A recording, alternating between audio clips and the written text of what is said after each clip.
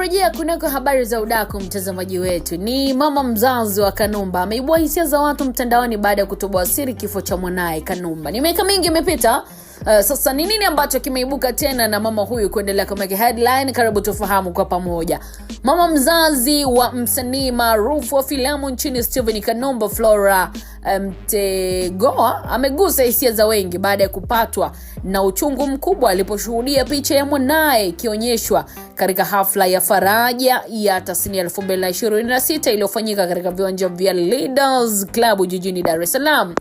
Tukio hilo liliwakutanisha wasanii mbalimbali wa filamu, muziki na sanaa nyingine, na lilikuwa maalumu pia kwa ajili ya kuwaombea dua na kuwaenzi wasanii waliotangulia mbele za haki. Wakati wa zoezi la kuwaenzi marehemu hao, picha ya Kanumba ilipoonyeshwa, mama Flora alishindwa kuzuia hisia zake na kuonekana akiguswa sana na kumbukumbu za mwanae.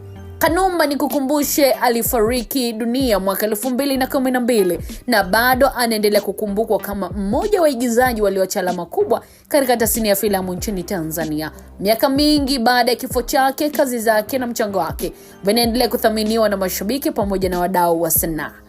Amezungumza baada ya tukio hilo. Mama Flora, ambaye ni mama mzazi wa Kanumba, anaeleza kuwa kuona picha ya mwanae mbele ya umati wa watu kulimrudishia kumbukumbu nyingi ambazo bado zinamuumiza kama mzazi, na alisema licha ya kupita kwa miaka mingi kadhaa tu, bado maumivu ya kumpoteza mtoto hayajaisha na hayawezi kuisha kirahisi.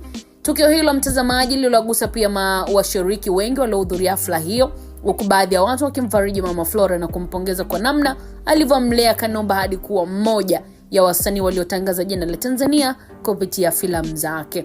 Hafla ya faraja ya tasnia 2026 ilihusisha dua maalum, sala na shughuli mbalimbali za kuenzi wasanii waliofariki dunia, ikiwa ni sehemu ya kuenzi mchango wao katika maendeleo na sekta ya sanaa nchini. Kwa wengi, tukio hilo la mama Flora kuonyesha hisia zake limekuwa ukumbusho kwamba licha ya umaarufu na mafanikio ambayo Kanumba aliacha, maumivu ya kumpoteza mtoto hubaki moyoni mwa mzazi milele.